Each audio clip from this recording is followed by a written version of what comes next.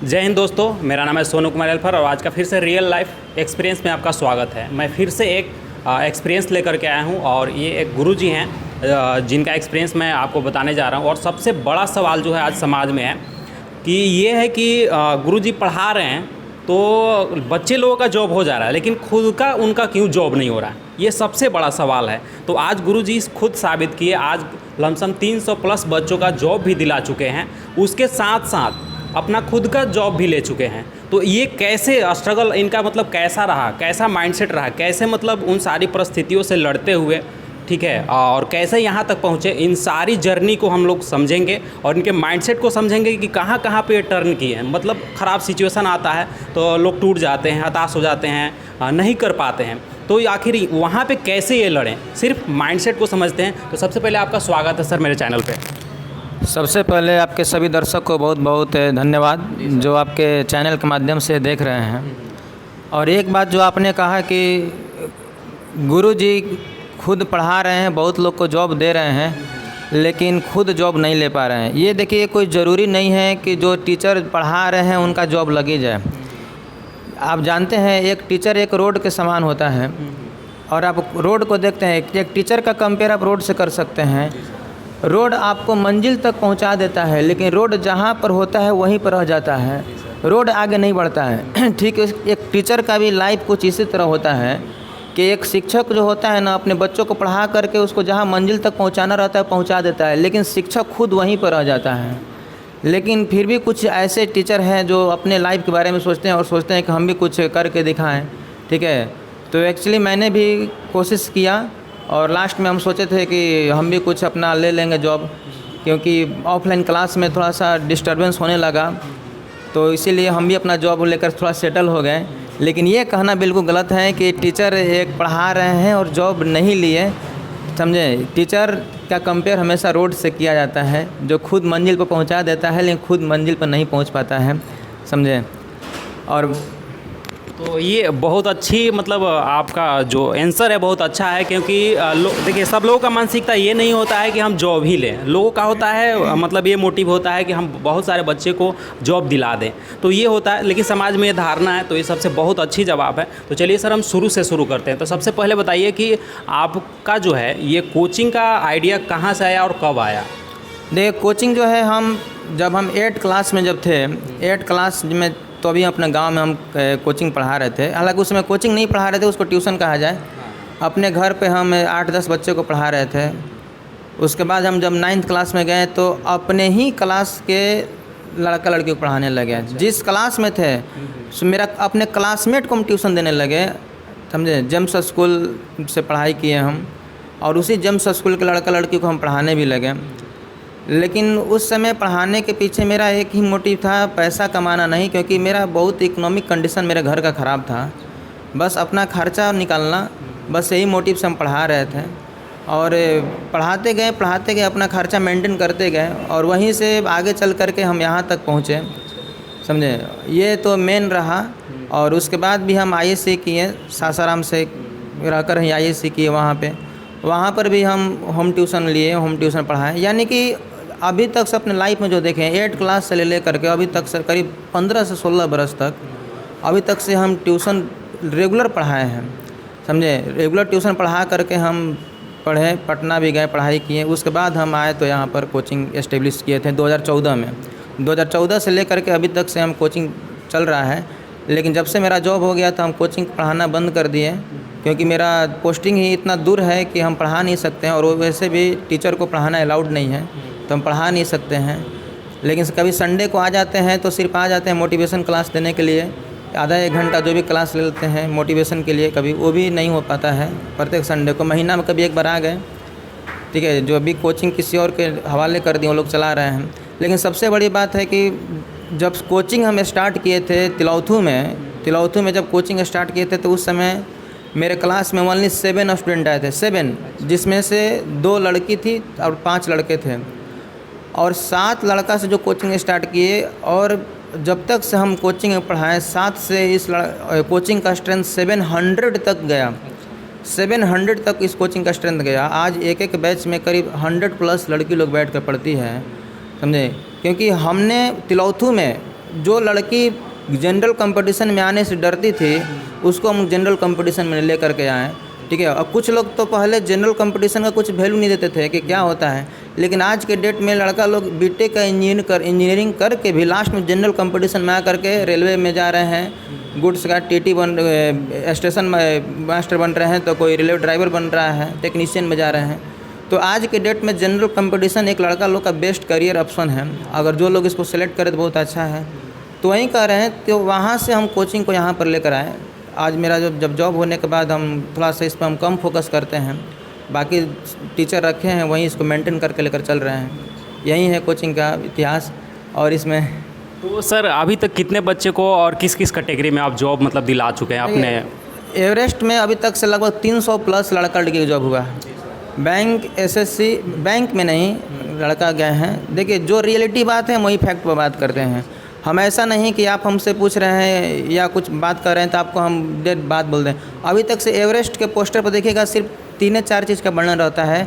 Bank SSC railway defence लिखा रहता है और कोई भी चीज़ नहीं लिखा रहता है। ऐसा या कोचिंग नहीं है ना कि वहाँ आप लिख दें हम बीपीएससी यूपीएससी सब भर दें और हमको उतना टैलेंट नहीं है तैयारी कराने का।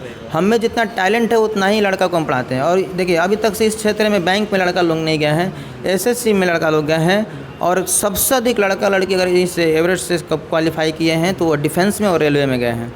आज के डेट में अगर देखा जाए तो कम से कम 150 से करीब में लड़का लड़की जो है, लगभग 150 कहें या 130, 35, 40 के बीच में कहें, उतना कंफर्म तो नहीं दे सकते हैं, केवल बिहार पुलिस में गए हैं, बिहार पुलिस में। उसके बाद आपको करीब आपको 50 के लपेट में, 50 के लमसम में लड़का लोग आपको एसएससी में गए हैं। 50 प्लस का, ये कम है 50 प्लस, क्योंकि 3 बैच निकला था, करीब 17, 22 और कुछ 15 का कुछ निकला था। 50 प्लस 60 प्लस का ये एसएससी में भी गए हैं। रेलवे में भी रिजल्ट बहुत काफ़ी हुआ। रेलवे ग्रुप डी में रेलवे टेक्नीशियन में ज्वाइन किए हैं, कुछ लोग सिविल कोर्ट में ज्वाइन किए हैं, कुछ लोग यूपी में ज्वाइन किए, यूपी लेखपाल भी बन गए हैं। और यही नहीं, ये एवरेस्ट जो है 5 दरोगा भी दे चुका है। एवरेस्ट से 5 लोग दरोगा भी हो गए हैं। और आज बिहार का ऐसा कोई ऐसा डिस्ट्रिक्ट नहीं है ना जिस डिस्ट्रिक्ट में एवरेस्ट परिवार का कोई सदस्य नहीं रहता है। जिस डिस्ट्रिक्ट में जाएंगे उस डिस्ट्रिक्ट में 2 लड़का लड़की कोई ना कोई मिल ही जाएगा। यहीं एक तिलौतू जानते हैं, तिलौतू एक, जब शुरू में हम आए थे तिलौतू, यहाँ पे एक ऐसा माहौल था जब 2 लड़की मेरे पास पढ़ने के लिए आई थी। यहाँ उस समय 2014 का बात कर रहे हैं, 2014 में मेरा कोचिंग का इस्टेब्लिश हुआ था। यहाँ पर एकदम माहौल नहीं था लड़की लोग का पढ़ने के लिए। लड़की लोग सब पढ़ती थी लेकिन सब आईएएस करके और चल जाती थी घर पे। जनरल कंपटीशन के बारे में किसी को नॉलेज नहीं था। लेकिन जब 2 लड़की आई मेरे कोचिंग में, और एक और बात बता दे रहे हैं कि जब शुरू में मेरे पास 7 स्टूडेंट आए थे, आज के डेट में उस 7 में 7 लोग जॉब में हैं। एक लड़की थी जिसका जॉब नहीं लगा था, उसका भी इस पर मेरे साथ टीचर में जॉब लग गया, समझ लीजिए। तो वहीं कह रहे हैं आज के डेट में वहाँ पर देखिएगा तो एवरेस्ट से में ऐसा माहौल लड़की लोग के लिए क्रिएट किए हैं कि लड़की लोग के लिए क्यूज का अलग व्यवस्था किए हैं, क्योंकि गांव में लड़का लोग क्यूज कर लेते हैं, लड़की लोग क्यूज नहीं कर पाती है। और जनरल कंपटीशन में बिना क्यूज का जनरल कंपटीशन में कोई भी कंपटीशन फाइट करना माने कि असंभव है, इसलिए क्यूज ज़रूरी है। लड़की लोग के लिए अलग क्यूज की व्यवस्था किए हैं, क्यूज के लिए गाइडलाइन करने के लिए लड़की को ही व्यवस्था किए हैं। आज वही मेरा देख करके बहुत सारे कोचिंग लोग मेरा अनुकरण करने लगे। हम लड़की के लिए क्यूज की व्यवस्था करने लगे तो वो भी करने लगे, माने कि कुछ लोग मेरा फॉलो करने लगे। हमको बहुत अच्छा लगा कि चलिए भाई सब लोग अपने जगह ये ऐसा लड़की लोग को प्रोत्साहन कर रहे हैं, बहुत अच्छा है, समझें। और आज देख लीजिए अगर एवरेस्ट में सबसे अधिक अगर जॉब हुआ है ना, तब रेशियो समझ लीजिए कि 50-50 में है। ऐसा नहीं कि लड़की लोग कम जॉब ली है, लड़का लड़की दोनों बराबर के कैटेगरी में जॉब लिया है। और यही नहीं, एवरेस्ट से आज के डेट में बैंक एसएससी रेलवे हो गया, दरोगा भी बोल रहे हैं 5 दरोगा इस कोचिंग दे चुका है, 5 दरोगा दे चुका है, समझें। और उसके बावजूद फिर वहाँ पर कुछ लड़की लोग को दिक्कत होने लगा कि अब देखिए बात है कि अधिकतर लोग डिफेंस में जा रहे हैं, तो उन लोग को दिक्कत होने लगा कि सर हम लोग दौड़ने कहाँ जाए, फिजिकल की तैयारी करना जाए। फिर एवरेस्ट का ही एक मनोज सर है, उनके माध्यम से एक और ब्रांच का स्थापना किया गया, एवरेस्ट फिजिकल एकेडमी। अभी भी चल रहा है, राजा संता कॉलेज में चल रहा है। तो यहाँ पर सब चीज़ का व्यवस्था हम लोग कोशिश किए देने के लिए, ठीक है। एक्स्ट्रा रूम लिया गया। कुछ लोग एक रूम लेते हैं, हम 3-3, 4-4 रूम लेकर रखते थे कि ना इसमें लड़की लोग रेस्ट करें, इसमें लड़की लोग अपना क्यूज करें, क्योंकि सबसे अधिक दिक्कत लड़की लोग को ही होता है घर से आने में, निकलने में। और जो लड़की घर से निकल के बहुत हिम्मत लेकर के निकलती है, क्योंकि आज के डेट में अगर आईएएस कर रही है अगर 100 लड़की ना, तो 100 लड़की में से समझ लीजिए कुछ लड़की तो ग्रेजुएशन लेकर घरे बैठ जा रही है, कुछ ही लोग के माँ बाप ऐसा निर्भीक है और अपने लड़की पर विश्वास करते हैं कि अपने लड़की को 2 साल 3 साल के लिए एवरेस्ट में विदा कर देते हैं, या मेरे पास नहीं पटना दिल्ली कहीं पढ़ने के लिए विदा करते हैं कि जाओ पढ़ो। तो ऐसा सब जगह नहीं है, समझे। कुछ ही ऐसे गार्जियन हैं, तो जो लड़की आ रही है उनको समुचित व्यवस्था देना ज़रूरी है ताकि वो लोग भी आगे बढ़ने के लिए उनका है। और रहा बात कि जब तक से पूरी व्यवस्था नहीं मिलेगा किसी को, तब तक से वह इसके साथ जुड़ेगा नहीं। तो सब चीज़ में हम व्यवस्था ये फ़ी कंप्रोमाइज़ किए, सब कुछ किए। आज देख लीजिए सब कुछ ठीक है और इतना लोग जॉब किए और लिए हैं। और आज भी ऐसा नहीं है कि देखिए केवल जनरल कंपटीशन में नहीं है। अब तो हम बहुत लड़का लड़की कहते हैं कि देखो भाई केवल जनरल कंपटीशन से, अब कंपटीशन से ही काम नहीं चलने वाला है। अब आप लोग अलग अलग क्षेत्र में टेक्निकल डिग्री भी लो। आज देख लीजिए एवरेस्ट की बहुत सारे लड़की जाएगा तो तुम्बा ITI कॉलेज में एडमिशन ले ली है, कुछ लोग डेयरी ऑनसन में, किसी को प्राइवेट नहीं। हम कहते हैं कि जो यहाँ तैयारी की बस इसी से, कुछ लोग को पॉलिटेक्निक में एडमिशन करवाएं। आज एवरेस्ट से कम 10 से 11 लड़की लोग GNA में ANM कर रही है, वो भी सरकारी कॉलेज से कर रही है, समझे। लड़का लोग को कुछ लोग को DLED में एडमिशन करवाएं सरकारी कॉलेज से, कोई प्राइवेट नहीं कॉलेज नहीं।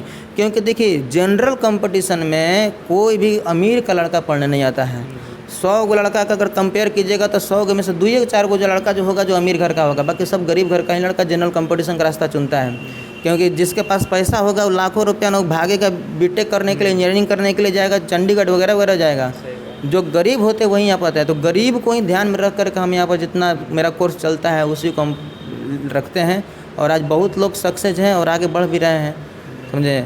चलिए, बहुत सारी चीज़ सर ने बताया, ठीक है। सबसे बड़ी चीज़ यूनिकता ये है कि इन्होंने मतलब क्या किया कि बहुत सारे चीज़ों का मतलब व्यवस्था दिया, सुविधा। क्योंकि जब तक सुविधा मिलता है तब तक लोग काम करते हैं, मतलब मेहनत करते हैं, पढ़ाई करते हैं ढंग से। और सुविधा फॉल्ट हुआ तो वो लोग छोड़ करके भाग जाते हैं। तो सबसे अच्छा यूनिकता मुझे यही लगा अभी इस बात से कि सुविधा जितना ज़्यादा हो सके उतना ज़्यादा हमें देना चाहिए बच्चे लोगों को, तब जा कर के वो मेहनत करेंगे और उसकी कीमत को समझेंगे। तो आप सर मतलब कोचिंग में सफलता पाएँ, आप सरकारी जॉब भी ले लिए, लेकिन यहाँ तक पहुँचने में आप मतलब किस तरह के जर्नी से आप गुजरे, बताएं पीछे कि आप पहले भी जॉब ले चुके थे लेकिन उसको क्विट कर दिए हैं, ठीक है। बहुत सारी चीज़ आप बताएं कि गार्ड वगैरह का भी जो कुछ ऐसा किए, मतलब स्ट्रगल काफ़ी रहा। तो बताइए ताकि जो बच्चा संघर्ष कर रहा है उसको ये ना लगे कि सिर्फ हम ही कर रहे हैं। बहुत सारे लोगों को लगता है ना कि हम ही मेहनत कर रहे हैं, हम ही कर रहे हैं, मेरे साथ ही ऐसा हो रहा है। तो बताइए ताकि उसको मजबूती मिले, मोटिवेशन मिले कि हाँ जो हमारे गुरुजी पढ़ा रहे हैं वो भी कितना स्ट्रगल की हैं। इस सक्सेस के पीछे बहुत ज़्यादा स्ट्रगल है, उस सारी चीज़ों को बताइए हमको। देखिए रही बात कि स्ट्रगल का, तो एक बात आपको बता दे रहे हैं कि मैं कोई बहुत बड़ा घर से बिलोंग नहीं करता हूँ, देखिए।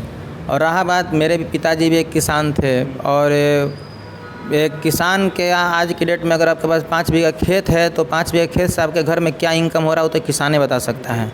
जितना लगा रहे हैं उससे थोड़ा बहुत ही अधिक निकल रहा है, उससे आपको पूरे फैमिली को मेंटेन करके चलने में बहुत काफ़ी समस्या है, समझें। और जहाँ तक मेरा रहा स्ट्रगल का, था देखिए हम क्लास में भी अगर बताए थे कि कोई ऐसा नहीं है कि हम बहुत बड़ा आदमी है, हम भी आप ही लोग के जैसे एक छोटा बच्चा है थे जब स्ट्रगल कर रहे थे। और आज जानते हैं एवरेस्ट में जब सेट प्रैक्टिस होता है ना, तो सेट प्रैक्टिस का प्राइस रखा जाता है 10 रुपया रखा जाता है, कभी कभी 5 रुपया रखा जाता है। आज भी एवरेस्ट में ऐसा लड़का लड़की है जो 5 रुपया देने में असमर्थ हो जाता है, 10 रुपया देने में असमर्थ हो जाता है। उन लोग के लिए हम भी कहते हैं कि एक दिन मेरा भी ये समय था कि जब हम 5 रुपया 10 रुपये के लिए बहुत सोचना पड़ता था कि 10 रुपया कहाँ से आएगा, समझें। और यही बात हुआ, देखिए। और सबसे बड़ी बात है ना कि हमको अपने लाइफ में कभी गाइडलाइन नहीं मिला, सबसे बड़ी बात है। आज देखिए हमको कोचिंग छोड़ा हुआ करीब 9 महीना 10 महीना हो गया, तो कोचिंग में पढ़ाते नहीं हैं, तो छोड़ा हुआ 9 महीना 10 महीना हो गया, 10 महीना से पढ़ाना बंद कर दिए। लेकिन एक और बात ध्यान रख लीजिएगा ना कि हम कभी अगर कोचिंग में आते भी हैं तो लड़का लोग को बहुत गाइडलाइन करते हैं, केवल गाइडलाइन करने के लिए 1 घंटा बुलाएं, गाइडलाइन किए फिर छोड़ दिए। तो वहाँ पर गाइडलाइन हमको नहीं मिला। मैट्रिक में अपने स्कूल के हम टॉपर थे, स्कूल में अपना उस समय का 2009 में मैट्रिक के था। उस समय 80% नंबर लाने का मतलब कि प्रखंड में तहलका मच जाता था, अगर 80% आया है, समझे। तो उस समय के हम अपने स्टूडेंट जेम्स स्कूल के रहे हैं। लेकिन उसके बाद हम लोग को मिला कि नहीं पहले IEC कर लिया जाए। IEC करने के लिए हम गए, IEC में मेरा फर्स्ट डिवीज़न था, बढ़िया परसेंटेज भी था। लेकिन उसके बाद हमको कोई गाइड नहीं किया कि आगे आपको करना क्या है, समझे। और सबसे बड़ी समस्या थी कि मेरे घर का इकोनॉमिक कंडीशन बहुत ख़राब था, समझे। यकीन मानिए उसके बाद हम ग्रेजुएशन में तो एडमिशन करा लिए। ग्रेजुएशन में एडमिशन कराने के बाद हमें बहुत घर में आर्थिक तंगी से गुजरने लगे। जब गुजरने लगे तो फिर हुआ कि आखिर क्या किया जाए। तो फिर हमने जो अभी चल रहा है डाइट के द्वारा जो प्रोग्राम चल रहा है उसमें मैंने टीचर के लिए फॉर्म अप्लाई किया, समझे। तो जब उसने फॉर्म अप्लाई किया तो रोहतास डिस्ट्रिक्ट में और भभुआ डिस्ट्रिक्ट में, दोनों डिस्ट्रिक्ट में मेरा मेरिट लिस्ट में नाम आया। रोहतास डिस्ट्रिक्ट पर मेरा रैंक 2 था, पूरे रोहतास डिस्ट्रिक्ट में रैंक 2 था। पटना का लड़का एक था, रैंक 1 लाया था वो। लेकिन उस समय हमको 1 to 5 प्राइमरी टीचर में जैसे कि जॉब हुआ था, तो वो जॉब नहीं हुआ था। अभी मेरा ट्रेनिंग था, ट्रेनिंग के बाद जॉब मिलने वाला था। लेकिन उससे पहले आईएससी करने के बाद, आईएससी करने से पहले समझे इतना इकोनॉमिक कंडीशन था कि हम आईएससी करने के बाद दिल्ली चल गए काम करने के लिए। प्राइवेट सेक्टर हाँ, प्राइवेट सेक्टर में काम करने के लिए गए, लेकिन वो हमको जचा नहीं। प्राइवेट सेक्टर में काम करने के लिए गए, मेरे भाई साहब रहते थे, मेरे दीदी लोग सब रहते थे वहीं पे। हम गए प्राइवेट में काम, कंपनी में काम करने के लिए गए। अब फर्स्ट डे एक दिन गए, पहला दिन कंपनी के में गए काम करने के लिए। उस कंपनी में इतना लिक्विड का गंध आ रहा था, उसका पेमेंट हमको आज भी याद है, 4000 रुपये पेमेंट पर गए थे नोएडा में काम करने के लिए। नोएडा में 4000 में काम करने के लिए गए थे और एक दिन ही कंपनी में गए थे और एक दिन में ही भाग करके भी आ गए, क्योंकि उस दिन मेरा बहुत तबीयत ख़राब हो गया। लिक्विड का जितना केमिकल का गंध हमसे बर्दाश्त नहीं होता। आज भी हमको परफ्यूम से बहुत एलर्जी होता है। वहाँ से हम भाग करके आ गए। हम बोले कि अब हम दिल्ली नहीं रहेंगे। 8 दिन के अंदर फिर हम घर आ गए।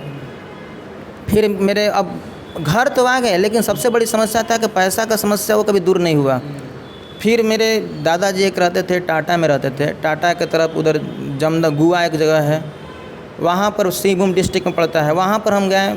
वहाँ पर जा कर के उन्होंने बोला कि आओ, तुम आओगे यहाँ पर तो हम तुम्हारा जॉब लगा देंगे।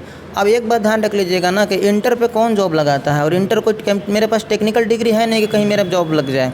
वो बोल रहे थे कि हम तुमको कोई क्लर्क में रखवा देंगे। 1 महीना वहाँ पर रहे, इंतज़ार किए, लेकिन कोई हमको जॉब नहीं मिला। लास्ट में आप यकीन मानिए हम वहाँ पर क्या किए हैं कि सिक्योरिटी गार्ड का जॉब किए। सिक्योरिटी गार्ड का हम जॉब किए। हम गर्व से कहते हैं, हम कोई व्यक्ति हमसे कहता है ना कि तेरी कमाई काम करो, हम कहने कि कोई काम बड़ा छोटा नहीं होता, पहले करो तो कम से कम। जब तक से जीवन में कुछ आगे बढ़ने का मौका नहीं मिलता है तब तक से जो काम मिल रहा है उसको करो, समझे। अब तुमको कुछ काम मिल नहीं रहा है और तुम चुपचाप बैठे हुए हो, तो इससे अच्छा है ना कि कुछ करें। कुछ ना करने से अच्छा है कि कुछ करें, समझे। मैंने सिक्योरिटी गार्ड का वहाँ जॉब किया, 5000 पेमेंट था। फुल नाइट हम जॉब करते थे सिक्योरिटी गार्ड का। उसमें 2 शिफ्ट चलता था 12 घंटा का, या तो 6 से 6 सुबह, 6 सुबह से 6 शाम, या 6 शाम से 6 सुबह। हमने क्या किया कि वहाँ पर 2 महीना जॉब किए हैं सिक्योरिटी गार्ड का। और उस सिक्योरिटी गार्ड के जॉब से पहले भी आप पोपलेन देखते हैं, जेसीबी, उस जेसीबी का हेल्पर ही किए हम। जेसीबी का आप यकीन मानिए, जेसीबी का हम करीब 15 दिन हेल्पर ही, जो देखते हैं ना जेसीबी में ड्राइवर के पास बैठा रहता। हमको बिल्कुल वहाँ काम नहीं था, लेकिन सब लोग बोल रहे थे कि तुम काम करोगे। हम कहने कि हम काम कोई कर लेंगे, क्योंकि हम बहुत अभी दिक्कत में हैं।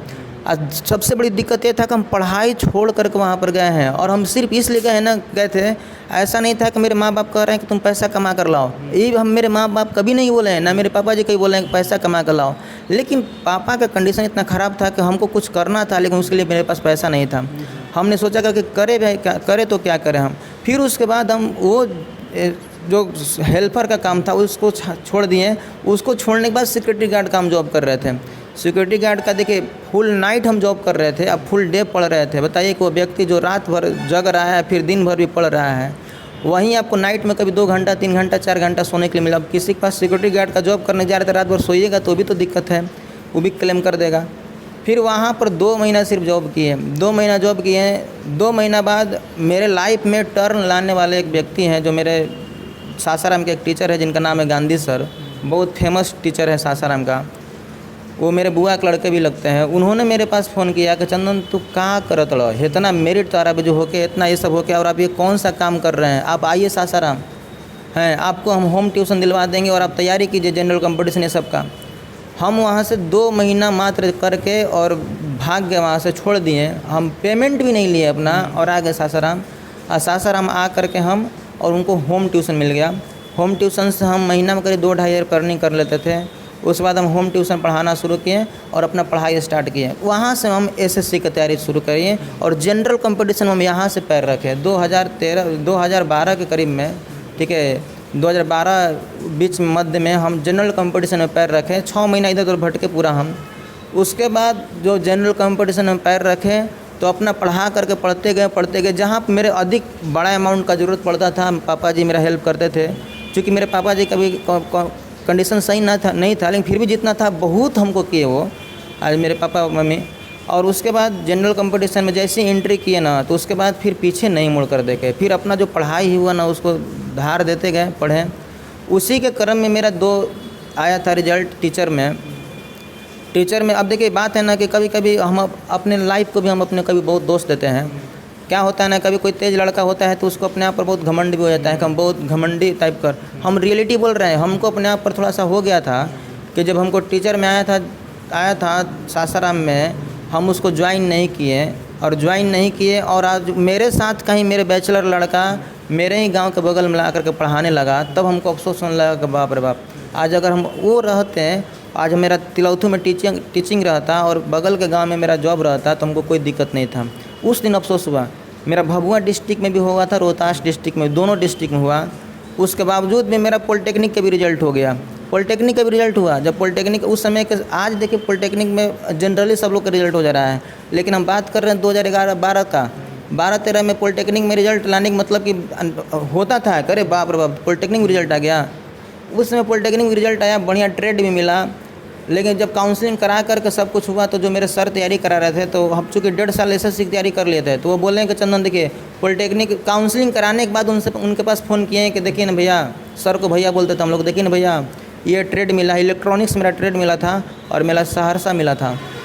तो हमको कहीं देखिए ना भैया ऐसा सब बात है, सहरसा मिला, इलेक्ट्रॉनिक्स ट्रेड मिला है। तो हमको बोले कि चंदन तू 1.5 साल तैयारी कर ले एसएससी के। अब 1.5 साल तैयारी करने के बाद अब आप क्या करना चाहते हैं? अब पॉलिटेक्निक मत कीजिए, फिर 3 साल पढ़ना पड़ेगा। इधर आप जल्दी से जॉब लीजिएगा। हमको चूँकि ज़रूरत था इधर बढ़िया जॉब का, समझे, कि थोड़ा बढ़िया स्टैंडर्ड कैटेगरी का जॉब लें। क्योंकि सासाराम हम लोग जिस माहौल में थे ना, और जिस माहौल में हम सासाराम पढ़ाई किए हैं, आज की डेट में कोई भी लड़का छोटा मोटा पोस्ट में नहीं है। और जो हमको सर पढ़ाए तो आज एक्साइज इंस्पेक्टर है, एसएससी सीजीएल के थ्रू गए हैं।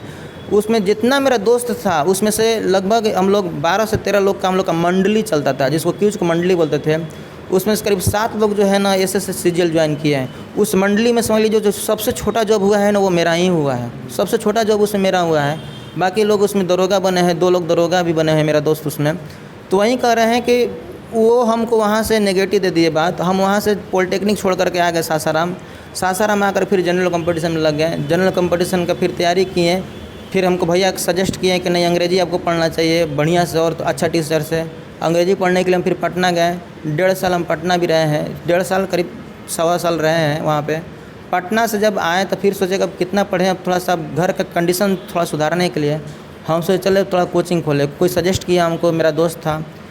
तो तिलौथू आए। तिलौथू में भी एक बहुत बड़ा योगदान है एक टीचर का मेरे लाइफ में, जयप्रकाश चौटाला, जो कि यहीं सुपा सराय के रहने वाले हैं। जेपी चौटाला नाम है उनका, फेमस थे, केमिस्ट्री पढ़ाते थे। वो पहले हमको बुलाए थे कि आओ चंदन तू आके हमारे कोचिंग में पढ़ावा, अंग्रेजी पढ़ाइए। लेकिन फिर वहीं बोले कि नहीं चंदन, हम दोनों लोग दोस्त हैं और दोस्त एक जगह रहेंगे तो थोड़ा टेंशन हो जाएगी, इसलिए आप अपना कोचिंग खोलिए। और तिलौथू का इकलौता या ऐसा टीचर है जो अपना बच्चा टोटल हमको दे दिए पढ़ाने के लिए। हाँ, ऐसा कोई टीचर नहीं कर सकता है। और बताइए, जनरल कंपटीशन वो भी पढ़ा रहे हैं और हम भी जनरल कंपटीशन पढ़ा रहे हैं। वो ऐसा केमिस्ट्री पढ़ाते थे, लेकिन जनरल कंपटीशन का बच्चा हमको दे दिया पढ़ाने के लिए। और उनका जो जनरल कंपटीशन का लड़का मेरे पास पढ़ने के लिए आया, वो मेरे ही पास रह गया। हमको गुस्सा में बोल दे कि चंदन, गुस्सा का मतलब मैंने प्यार वाला गुस्सा में बोले, चंदन आज के बाद आपके पास कोई लड़का नहीं विदा करेंगे, मेरा जो भी लड़का जा रहा है आपके पास रह जा रहा है। लेकिन दिल से कोऑपरेट करने वाला कोई टीचर है तो वहीं जेपी सर जो हमको किए, और आज वो हमको तिलौथू में कदम रखवाएं। अब बाकी तिलौथू में जब कोचिंग स्टार्ट किए तो बोल ही रहे थे मैं 7 स्टूडेंट से। उसके बाद तिलौथू में टीचर में जेपी सर, और उसके बाद बोल रहे हैं कि बहुत सारा और भी टीचर का सहयोग मिला, बहुत सारे टीचर लोग हैं। और सबसे बड़ा अगर कोऑपरेशन मिला है तो बच्चों लोग का। इतना अगर एवरेस्ट इतना अगर आगे बढ़ा है तो सबसे बड़ा साथ मिला है स्टूडेंट का। इसीलिए हम एवरेस्ट कोचिंग को एक एवरेस्ट परिवार के नाम से सूचित करते हैं। क्या ये एक कोचिंग ही नहीं बल्कि एक एवरेस्ट परिवार है। आज देख लीजिए, तिलौथू में सब लोग ऑफलाइन प्रचार करते हैं, लेकिन सबसे अधिक डिजिटल प्रचार करने वाला एवरेस्ट है। आज एवरेस्ट के ग्रुप से लगभग 5000 से अधिक स्टूडेंट जुड़े हुए हैं। 5000 से अधिक स्टूडेंट ग्रुप से जुड़े हुए हैं। अगर उसमें एक बार हम डाल देते हैं स्टेटस, सभी लड़का लड़की लोग उसका डिजिटल प्रचार करते हैं, इतना फैला देते हैं कि आज उन्हीं लोग की बदौलत आज एवरेस्ट इतना धीरे धीरे डेवलप किया। और देखिए सबसे बड़ी बात है कि मान लीजिए चाहे कितना भी प्रचार हो जाए, जब तक से टीचर में को अपने अंदर कॉन्फिडेंस नहीं रहेगा पढ़ाने का, तब तक कोई लड़का टिक नहीं पाएगा। जितना वो लोग मेरे ऊपर विश्वास किए, उतना हम भी बहुत स्ट्रगल किए, बहुत मेहनत किए पढ़ाने के लिए। हम कितना भी पढ़े थे, लेकिन फिर भी कल पढ़ा कर आना है तो अपना होमवर्क करके आना है, क्या पढ़ाना है, कैसे पढ़ाना है, प्रैक्टिस करके आए, पढ़ाएं। और देख लीजिए आज जो आपके साथ रिजल्ट है वो आपको देखे हैं आप। चलिए, बहुत बहुत चीज़ें आप सर बताएं, और सबसे बड़ी चीज़ आप ये अपनी स्ट्रगल बताएं, वो काफ़ी मुझे प्रभावित किया। ठीक है, मुझे बहुत अच्छा लगा। आजकल के युवा जो है, मतलब अगर ट्यूशन के लिए 10 रुपया नहीं मिल रहा है तो वो लोग ट्यूशन मतलब कोचिंग नहीं आते हैं। ठीक है, बहाना बनाते हैं। तो मतलब बहुत तरह के माइंडसेट है लोगों का, समस्या से जूझ मतलब लड़ते नहीं है, फाइट नहीं करते हैं, उनके अंदर मोटिवेशन नहीं रहता है। तो लास्ट मैसेज हमको ये दीजिए कि बच्चे को क्या अभी सुझाव दीजिएगा, क्योंकि पहले के समय में आपके समय में बहुत ज़्यादा दिक्कत है, सरकारी में होना भी हो भी सकता है, नहीं भी हो सकता है, बहुत तरह की चीज़ें हैं। तो बताइए कि किस तरह से आज के बच्चे अपना तैयारी लेकर के चले, उनको क्या मैसेज देंगे? जानते हैं कुछ बच्चे इस प्रकार हैं, आप पहले देखे हैं हम लोग के हिंदू धर्म में बताया जाता है कि जब कोई राक्षसों काहे ना हो, चाहे कोई व्यक्ति ही क्यों ना हो, अगर शंकर भगवान के लिए अगर तपस्या कर लेता है, करने के लिए बैठ जाता है, वो एक पैर पर खड़ा हो जाता है। आप लोग सुने होंगे हिंदू धर्म में 10 वर्षों तक करते रह गया, 20 वर्षों तक करते रह गया। ठीक है, तो एक प्रण ले लेता है कि जब तक से भगवान को कहता है कि जब तक से तू अइबा ना तब तक से हम उठम ना, तोहरा आही के पड़ी, तोहरा हम जब तक से प्राप्त नहीं कर लेंगे आपको, तब तक समय उठने वाला नहीं है। देखिए जनरल कंपटीशन सबसे टॉप कैरियर सिलेक्शन है। अगर जो लड़का लड़की जनरल कंपटीशन में आ रहे हैं, उन लोग के लिए मैं यही कह रहे हैं कि जनरल कंपटीशन पैसा नहीं मांगता है। सबसे कम पैसा में जॉब दिलाने वाला जनरल कंपटीशन है, लेकिन सबसे अधिक मेहनत यहाँ मांगता है। आप अगर इंजीनियरिंग में एडमिशन ले लीजिएगा ना, नहीं पढ़िएगा तब आपको 20,000 22,000 का कहीं अगल बगल जॉब मिल जाएगा खाली सर्टिफिकेट पर। लेकिन जनरल कंपटीशन कहता है कि हमको मेहनत दो, हमको टाइम दो, अगर टाइम नहीं दोगे तो तुम हमको कभी जॉब नहीं देंगे। तो ऐसा भी देखिए, कुछ ऐसा लड़का लड़की है ना कि 2 साल तैयारी किए, 1.5 साल तैयारी किए हैं, और अब ये भगवान की कृपा उन पर होने वाली है, भगवान कृपा बरसाने वाले कि हाँ भाई तुम बहुत दिन से तपस्या कर रहे हो, चलो अब तुमको हम जॉब दे रहे हैं, तब तक वो तपस्या छोड़ देते हैं और किसी न किसी दूसरे सेक्टर में लग जाते हैं। तो पहले का थोड़ा याद कीजिए कि वो लोग राक्षसों तपस्या बैठता था तो कहता है कि जब तक से आप आइएगा नहीं तब तक हम उठेंगे नहीं, चाहे कुछ भी क्यों ना हो जाए। लेकिन आज भी जनरल कंपटीशन में कुछ लोग ऐसा छोड़ दे रहे हैं। हालांकि देखिए कुछ लोग के पास मजबूरियाँ भी है, ऐसा नहीं कहा जा सकता है, और सबसे अधिक मजबूरियाँ लड़की लोग के पास है। लड़की लोग के पास ये मजबूरियाँ है ना कि भाई माँ बाप विदा भी कर दिए, 2 साल के लिए लड़की टाइम दी, नहीं हुआ तो उसके बाद माँ बाप को जानबे करते हैं कितना टेंशन होता है बेटी को लेकर के शादी विवाह। तो कुछ लड़की लोग टेंशन ये सब के चलते भी छोड़ दे रही है शादी विवाह। लेकिन हाँ, उसमें भी कुछ ऐसी लड़की है जो कि शादी विवाह हो गया है, एवरेस्ट की लड़की लोग है, लेकिन फिर भी वो लोग जॉब ले है, कहती है हमसे कि सर क्या होगा शादी हुआ तो, लेकिन हम लोग जहाँ शादी मेरा हुआ वहाँ पर हमको माहौल अच्छा मिला, हम पढ़ें और अभी भी पढ़ाई मेरा कंटिन्यू रखें, उस शादी के बाद भी जॉब लगाएं। इसलिए लड़की लोग को हम खास कर सलाह देना चाहेंगे कि भले आपका जनरल कंपटीशन तैयारी करने के लिए आ रही है तो आपको मम्मी पापा 1 साल के लिए टाइम दिए, 6 महीने के लिए टाइम दिए, लेकिन 6 महीने के लिए इतना पढ़ लीजिए ना ताकि आपको शादी विवाह बाद आपको अलग से पढ़ने जाने के लिए ऑफलाइन ना जाने की जरूरत पड़े।